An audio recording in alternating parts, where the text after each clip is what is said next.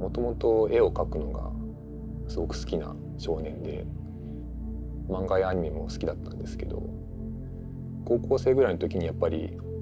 宮崎駿の作品とか庵野秀明の作品とかを触れて、やっぱりそこでアニメというものが監督によって作られるものなんだとか、そういうことを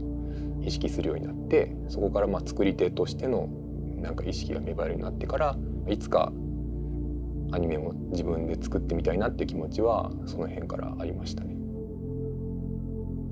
芸術大学の方に入って、でそこからもう普通にファインアートの方ずっとやってたんですけども、大学卒業するあたりでどうしてもやっぱり自分の中で一番やりたいものっていうのは何だろうっていうのを深く考えた時に、やっぱりアニメがやりたいなと。だからそこで一回僕は完全に業界の中に飛び込んで修行してみたいなっていうふうに思って、大学の院まで行ったんですけど中退して、そこから業界に入ったって感じですね。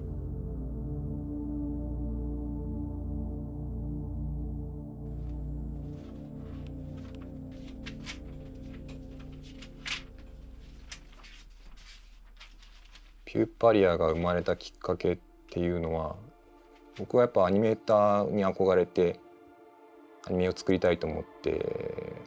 業界に入ったんですけども、やっぱりこう5年ぐらいアニメを描いていると、やっぱ途中で自分っていうものがどんどんなくなっていくという感覚がどうしてもあって、アニメってやっぱりすごく一生懸命描いたとしても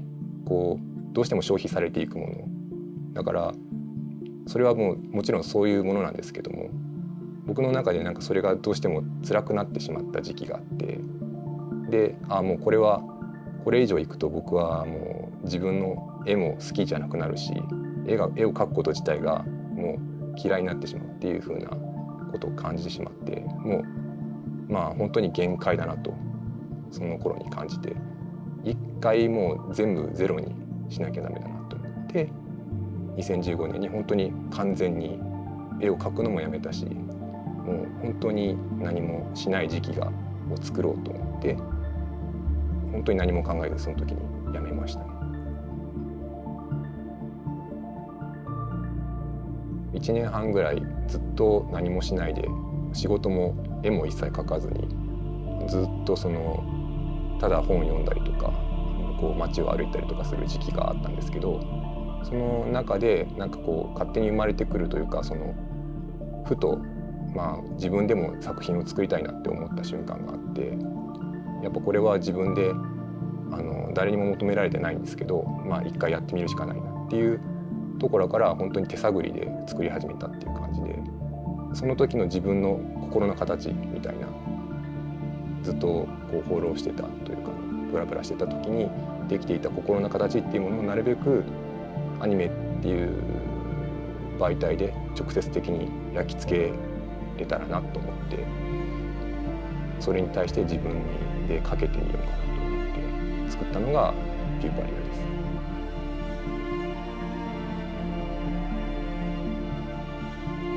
ピューパリアっていうのは英語でさなぎとか異様核って言って、ハエが作るさなぎの殻みたいなものがあるんですけど、そういった意味があるらしいんですけども、要するになんか僕は今の世界っていうのがまさに自分たちが信じてた意味とか価値とか、そういったものがどんどん今溶けてきているっていうような感覚っていうのがすごく僕はあって、今まで自分たちがよりどころにしていたようなものがどんどん崩れ落ちていくというか、コロナ禍よりも少し前から多分みんながうっすらちょっとそれは感じてたと思うんですよね。世界的に今までの僕たちではいられないというか、でもその先に何があるのかっていうのが見えないっていうのは本当にここ最近すごく僕自身の中でも強くあって、でその中で僕はこれが正しいっていう言い方をするような物語を作りたくなくて、なんかもう少し別の方向性から見る人を包むような物語というか、世界というか、そういうものを作れないかなっていうような、後ろから支えるような感覚というか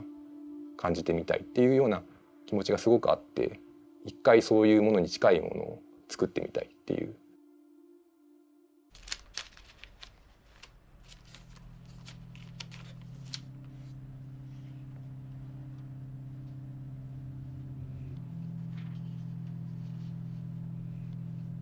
絵柄に関しては背景にしてもキャラクターにしても一切逃げずにごまかさずにはっきり描こうっていうのがすごく僕の中でテーマとしてあって、僕の求めているものっていうのはすごく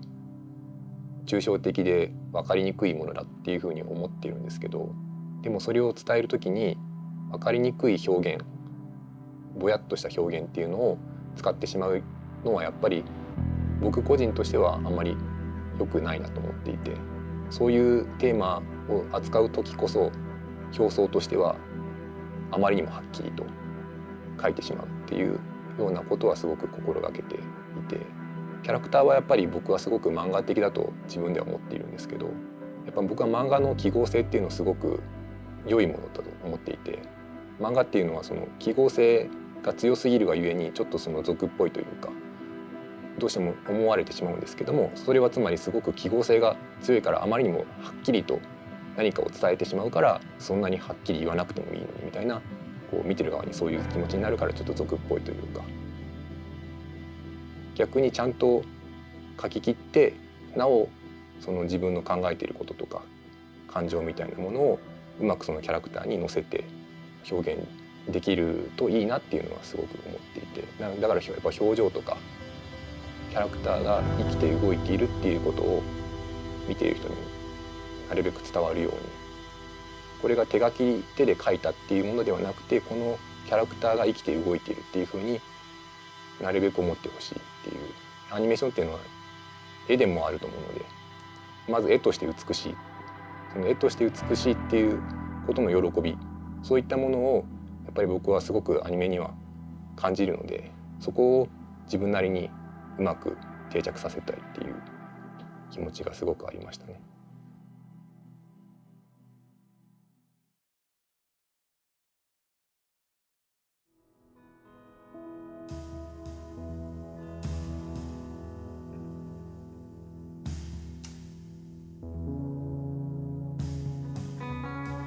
自主制作でなければならないっていうふうに思ったのは、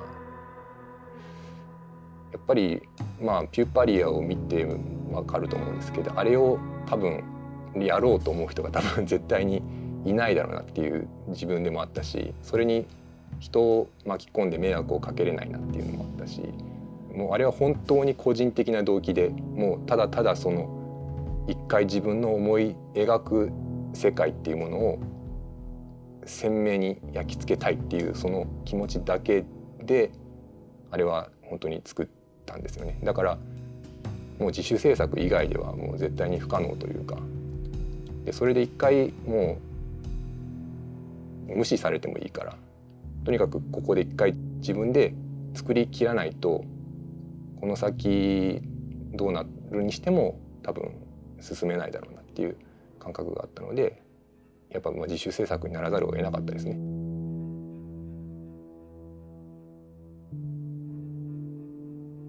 まずもう一人だとすごく大変だったっていうことですね。もう圧倒的な作業量、もう毎日ゴミ取りしかしなかったとか、ずっとスキャンをしてて、本当にそういう途方もない作業っていうのがもう一人だと全部しなきゃいけなかったので、それに圧倒的な時間を取られたのはやっぱり一人でやることの本当の限界だなとは思いましたね。個人でやることのメリットっていうふうに感じるものは、誰かが表現したものっていうのはでどういうものが好きかっていうと、やっぱりその人の何を私は求めているのかっていうことがすごく強く画面なり音楽なり音なり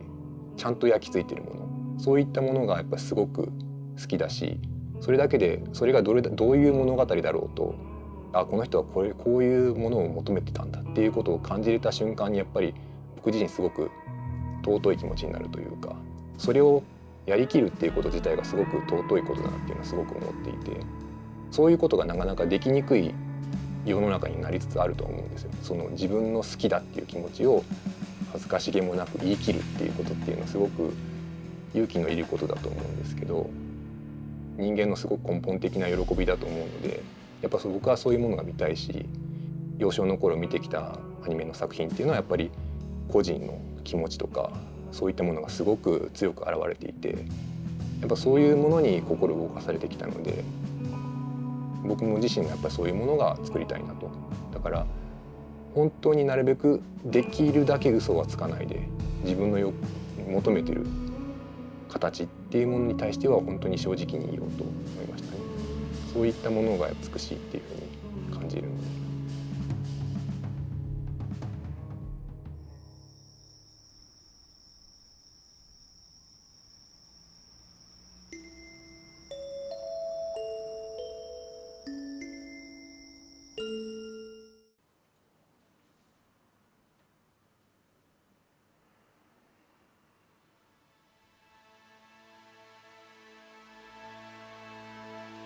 まずは資金面としてはある程度貯金もしていたので、その借金を切り崩しつつではあったんですけども、制作の場所として僕は今サンライズの部屋を少しだけ利用させていただいてるんですけど、そこのプロデューサーがすごく変わった方というか奇特な方なので、なんか僕が自主制作を作りたいんだって言ったら、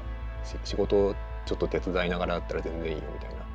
ことを言ってくれたので、その場所を借りてずっとそこで作らせていただきましたね。そこは本当にすごく感謝しているというか、やっぱり家では煮詰まってしまうところもあるので、なので仕事もちょっと手伝いながらだったので、多少そのお金の面でもそこは助かってましたね。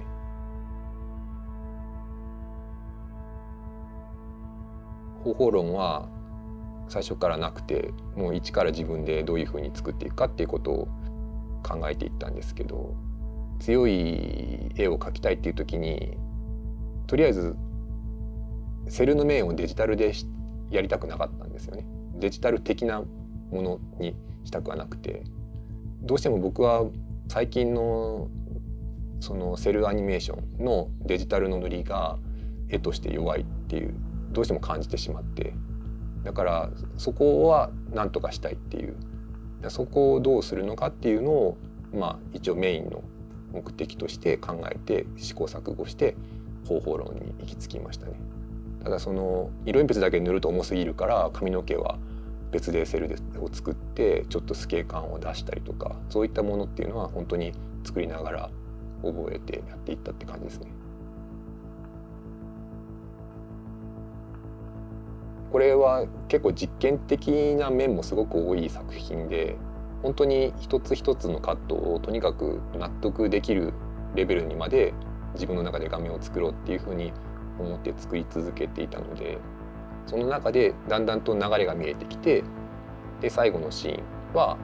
ある程度そのちゃんと意味のあるシーンというか、でも全体的に同じ自分の中のテーマっていうものがあって、でそれは緩やかに僕の中で少しずつつながっていったのかなっていうのはありますね。そのバラバラに見えるかもしれないんですけど、深いところでは流れてるものが一緒というか、そういう風にはしていこうっていうふうに思ってました。で最終的に模様が入った人間というか彼女のシーンに全部が集約されていくというか、そういう流れには自然となっていったというか、全部必然性のある流れとして、自分の中では感じながら作ってましたね。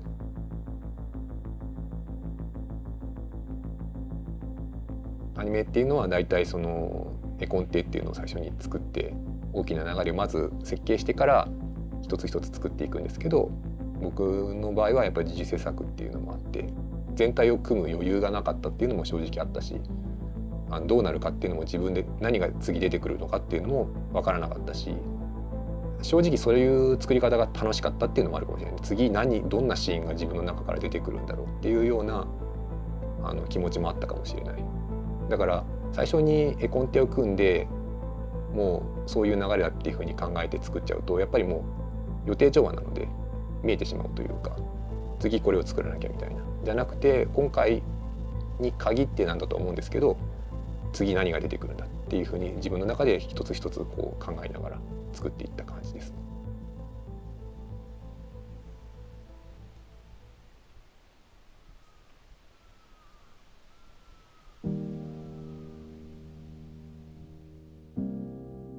チャレンジングな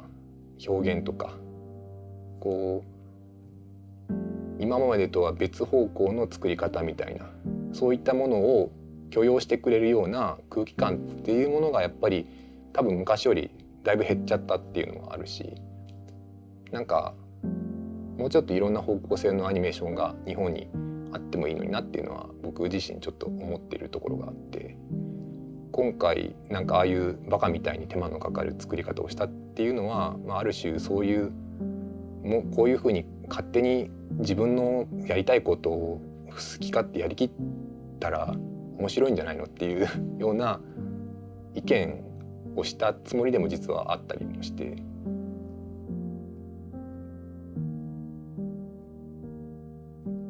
セル表現だっていろんな方向性があるわけだし、別に簡易な方向で効率化重視で作るばかりじゃなくて、そういう方向でもっと美しいものというか、なんかこう見たことのないもの、画面作りみたいなものをしようみたいな、それが結果的に多分商業的にも多分長い目で見れば需要は絶対出てくると思うし、そういうことをもっと業界全体でしてもいいんじゃないかっていうような空気感がもっと生まれればいいなっていうのはすごく思ってて、スパイダーバース見た時にすごく僕は衝撃を受けてしまって、あれは本当にやられたなと思ったんですよ。なんか3DCG っていうのはピクサーディズニーだけの得意芸じゃなかったんだっていう、なんかこういう方向性あるぜっていう風に示された感じがして、で日本は手書きですけど、やっぱりああいう風になんていうか見たことのないビジュアルとか質感とかそういったものであそこまでエンタメ性を持って面白いっていう、もう見た目本当に楽しいみたいなものをこう叩きつけられた時に本当にやられたなと思いましたし、あとやっぱりスタジオライカとかのストップモーションアニメーションの作り方も本当にいいなと思うし、別にああいう方向性をやれって全然言ってるわけじゃなくて、自分たちの方向性でいろいろもっとわがままに欲望を持ってこういう映像が作りたいっていう風な、今の潮流とはちょっとずれてるかもしれないし、それってどうやってして商業化するのみたいな、今効率化できないから手間かかっちゃうから無理だよねみたいな、なんかそっちの気持ちがあまりにも勝ちすぎてるような気がして、別にそれも大事だと思うんですけど、でも別に僕は効率化させるためにアニメを作りたいわけじゃないし、僕はなんか見たことないものがとか感じたことのない感覚みたいなものを感じたくてアニメを作ってるので、やっぱりそういった喜びみたいなものをみんな持ってると思うんですけど、全体としてそういう流れがもうちょっとできると日本のアニメもっと楽しくなりそうだなっていうのはちょっと思いますね。